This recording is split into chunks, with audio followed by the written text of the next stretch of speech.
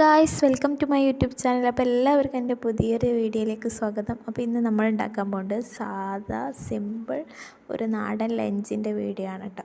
അപ്പോൾ ആദ്യമായിട്ട് കാണുന്നവരുണ്ടെങ്കിൽ ഒന്ന് സബ്സ്ക്രൈബ് ചെയ്തിട്ട് കാണണേ. ആദ്യം തന്നെ നമ്മൾ ഉണ്ടാക്കാൻ പോകുന്നത് തേങ്ങ കൊണ്ടുള്ള ചമ്മന്തിയാണ് കേട്ടോ.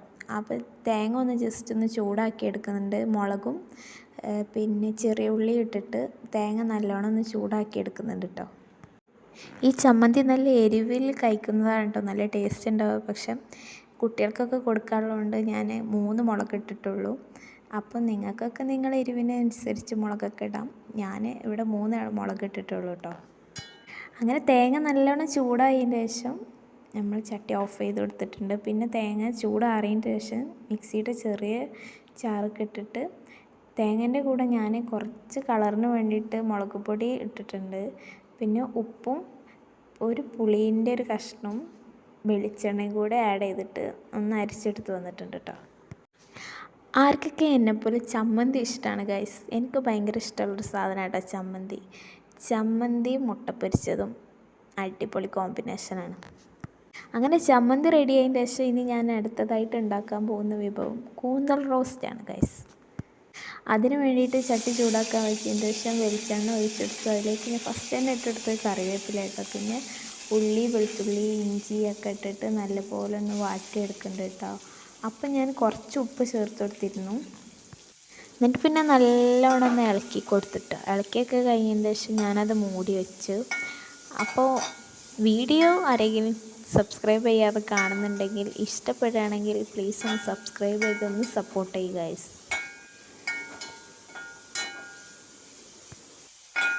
അങ്ങനെ അതൊന്ന് വേവുന്ന സമയം കൊണ്ട് നമുക്ക് അതിലേക്ക് ഇടാനുള്ള തക്കാളി ഒന്ന് അരിഞ്ഞെടുക്കാം. തക്കാളി ഒന്നും ഞാൻ അരിഞ്ഞ് വെച്ചിട്ടില്ലായിരുന്നു കേട്ടോ നേരത്തെ.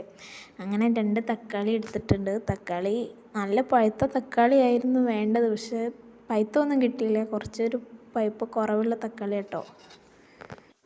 ഉള്ളി നല്ലപോലെ വാടി വന്നിട്ടുണ്ട് കേട്ടോ. അപ്പോൾ അതിലേക്ക് നമ്മൾ ഇനി അടുത്തതായിട്ട് തക്കാളി ഇട്ട് കൊടുക്കാൻ പോവാണ്. ഇതൊക്കെ എല്ലാവർക്കും അറിയുന്ന റെസിപ്പി ആയിരിക്കും, എന്നാലും ഞാൻ ഉണ്ടാക്കിയത് കാണിച്ചു തന്നെന്നുള്ളൂ കേട്ടോ. ഇതെങ്ങനെ തന്നെ ആയിരിക്കും എല്ലാവരും ഉണ്ടാക്കുന്നത് എന്നറിയാം, എന്നാലും ഞാൻ എൻ്റേതൊന്ന് കാണിച്ചു തന്നെന്നുള്ളൂ ഗൈസ്. നിങ്ങളൊക്കെ ഇങ്ങനെ തന്നെയാണോ ഉണ്ടാക്കലെന്നൊന്ന് കമൻറ്റ് ചെയ്യണം കേട്ടോ.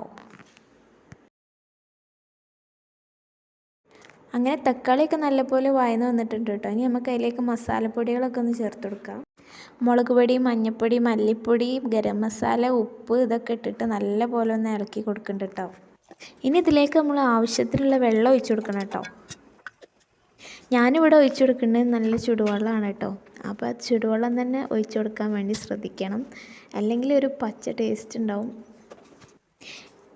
ഇനി നമ്മൾ കൈക്ക് വൃത്തിയാക്കി വെച്ച കൂന്തൽ ഇട്ടതിന് ശേഷം നല്ലപോലെ ഇളക്കി കൊടുത്തതിന് ശേഷം നമ്മൾ മൂടി വെച്ച് വേവിക്കാം. പിന്നെ ഇടയ്ക്കിടയ്ക്ക് മൂടി തുറന്നിട്ട് മിക്സ് ചെയ്തെങ്ങാണ്ട് പിന്നെ അടിച്ച് വെച്ച് വേവിക്കണം കേട്ടോ. ഞാൻ കൂന്തളൊക്കെ റെഡി ആയിട്ടുണ്ട്. അപ്പോൾ ഞാൻ കുറച്ച് കുരുമുളകിൻ്റെ പൊടി കൂടി ഇട്ടുകൊടുത്തിട്ട് അവസാനം കുറച്ച് പച്ച വെളിച്ചെണ്ണ കൂടി ഒഴിച്ചെടുത്തിട്ട് അടച്ചു വയ്ക്കുകയാണ് കേട്ടോ ചെയ്തത്. ഇനി നമുക്ക് അടുത്തായിട്ട് ഉണ്ടാക്കാനുള്ളത് മുരിങ്ങൻ്റെ ഇല ഉപ്പേരിയാണ് കേട്ടോ. ഇതിപ്പോൾ ഇവിടെ എല്ലായിടത്തുള്ള സംഭവമാണ്. ഇത് നമ്മൾ വീട്ടിൽ തന്നെ ഉണ്ടായ മുരിങ്ങയിലാണ് കേട്ടോ. നമ്മൾ ചട്ടിയൊക്കെ വെച്ചതിന് ശേഷം ചൂടായിട്ട് കുറച്ച് വെളിച്ചെണ്ണ ഒഴിച്ചെടുത്ത് പിന്നെ അത് ചൂടായപ്പോൾ നമ്മൾ കടുക് ഇട്ടുകൊടുത്ത് മുരിങ്ങൻ്റെ ഇലയും ഇട്ടുകൊടുത്ത് അങ്ങനെ നല്ലപോലെ ഒന്ന് മിക്സ് ചെയ്ത് കൊടുക്കുക. അത് നല്ലപോലെ ഒന്ന് വെന്ത് വന്നതിന് ശേഷം കുറച്ചൊരു വെന്താൽ മതി കേട്ടോ. അത് കഴിഞ്ഞതിന് ശേഷം നമ്മൾ അതിലേക്ക് തേങ്ങ, പച്ചമുളകും ഒതുക്കിയത് ഇട്ട് കൊടുക്കുക. പച്ചമുളകും തേങ്ങയും കൂടി ഉപ്പ് കൂട്ടി ഒന്ന് ചമ്മന്തി രൂപത്തിലാക്കിയിട്ട് അതിലിട്ട് കൊടുക്കുക. ഇത് പെട്ടെന്ന് തന്നെ വേവണ സംഭവമാണ് കേട്ടോ. അങ്ങനെ മൂടി വെച്ച് കുറച്ച് നേരം ഒന്ന് വേവിക്കുമ്പോഴത്തേനും നമ്മളെ മുരിങ്ങൻ്റെ ഇല ഉപ്പേരി റെഡിയായി കിട്ടിയിട്ടുണ്ട്. നമ്മൾ അടുത്തത് ഉണ്ടാക്കുന്നത് സോയാബീൻ പൊരിക്കാനുള്ള പരിപാടിയാണ് കേട്ടോ. സോയാബീൻ ഒന്ന് വെള്ളത്തിലിട്ട് ഉപ്പിട്ട് തിളപ്പിച്ചതിന് ശേഷം അത് തണുത്ത വെള്ളത്തിലേക്ക് ഇട്ടുകൊടുത്തിട്ട് നല്ലപോലെ പിഴിഞ്ഞെടുത്ത് മാറ്റിയേക്കാം. എന്നിട്ട് പിന്നെ സാധാ മസാലകളൊക്കെ ചേർത്തിട്ട് നല്ലപോലെ ഒന്ന് ഫ്രൈ ചെയ്തെടുക്കുന്നുണ്ട് കേട്ടോ. സോയാബീനൊക്കെ നല്ല അടിപൊളിയായിട്ട് കിട്ടിയിട്ടുണ്ട് കേട്ടോ. ഇനി നമ്മളിത് തിന്നാൻ പോകേണ്ടത് വാഴൻ്റെ ഇലയിലാണ് കേട്ടോ. എനിക്ക് വാഴൻ്റെ ഇലയിൽ കഴിക്കാൻ ഇടയ്ക്കിടയ്ക്ക് കൊതിയാവാറുണ്ട് കേട്ടോ. അങ്ങനെ ഇപ്പോൾ വാഴൻ്റെ ഇലയിലാണ് കേട്ടോ തിന്നാൻ പോകേണ്ടത്.